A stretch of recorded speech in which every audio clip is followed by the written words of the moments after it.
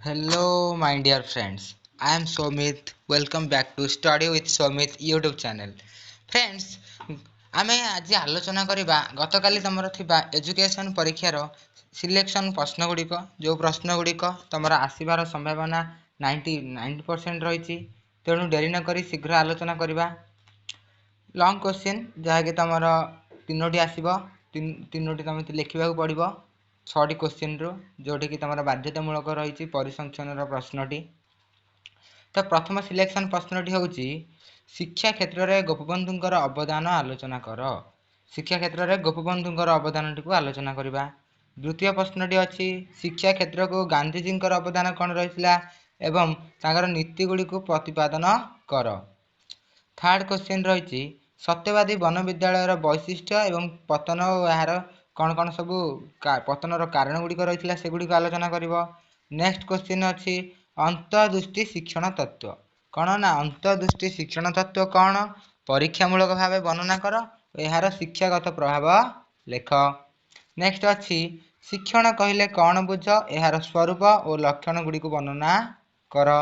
Next ଅଛି ଅଭିପ୍ରେରଣା କ'ଣ ଓ ଏହାର ପ୍ରକାରଭେଦ ଓ ଏହାର ଅର୍ଥ କୌଶଳ ଆଲୋଚନା କର। ସେହିପରି ସପ୍ତମ ସିଲେକ୍ସନ ପ୍ରଶ୍ନଟି ଅଛି ମାନବ ଅଧିକାରରେ ଶିକ୍ଷାର ଲକ୍ଷ୍ୟ ଓ ପାଠ୍ୟକ୍ରମ ବୁଝେଇବା, ଯାହାକି ତମର ବହୁତ ଗୁରୁତ୍ୱପୂର୍ଣ୍ଣ ରହିଛି। ଏବଂ ଅଷ୍ଟମ ପ୍ରଶ୍ନଟି ଅଛି ପରିବେଶ ଶିକ୍ଷା କ୍ଷେତ୍ରରେ ଶିକ୍ଷାର ଭୂମିକା ଓ ପାଠ୍ୟକ୍ରମ ଆଲୋଚନା କର।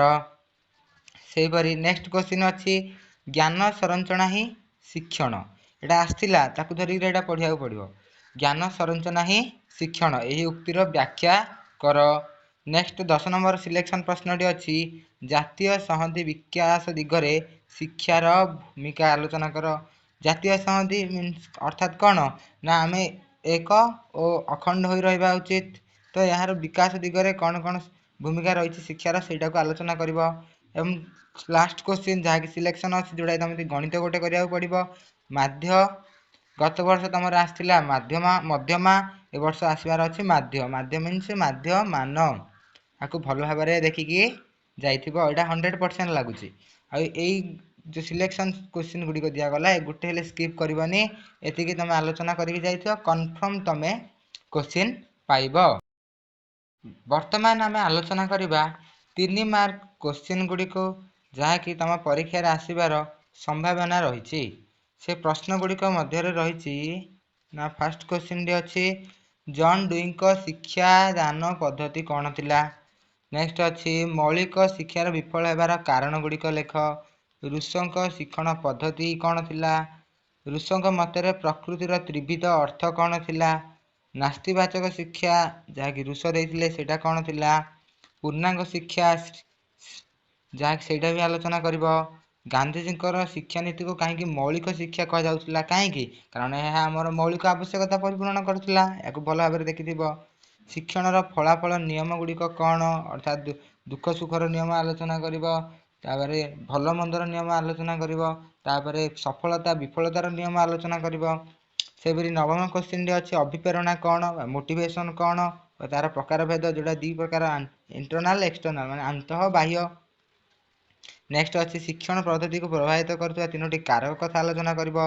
ମାଧ୍ୟମର ବ୍ୟବହାର କଥା ଆଲୋଚନା କରିବ। ଶିକ୍ଷଣ ପ୍ରସ୍ତୁତି ନିୟମ, ଅନୁବନ୍ଧିତ ଅନୁକ୍ରିୟା ଶିକ୍ଷଣ ତତ୍ତ୍ୱ ସମ୍ପର୍କରେ ଆଲୋଚନା କରିବ। ପ୍ରଯତ୍ନ ପ୍ରମାଦ ଶିକ୍ଷଣ ତତ୍ତ୍ୱର ନିହିତାର୍ଥ। ଗେଷ୍ଟଲାଟ୍ ତତ୍ତ୍ୱ କ'ଣ ଥିଲା, ଯାହାକି ତମର ଅନ୍ତର୍ଦୃଷ୍ଟି ଶିକ୍ଷଣ ତତ୍ତ୍ୱ। ଉଦ୍ଦୀପନା ଅନୁକ୍ରିୟା ସମ୍ପର୍କକୁ ତମେ ମଧ୍ୟ ଆଲୋଚନା କରିବ। ସେହିଭଳି ନେକ୍ସଟ ଆମେ ଆଲୋଚନା କରିବା ନେକ୍ସଟ ପ୍ରଶ୍ନ ଗୁଡ଼ିକ।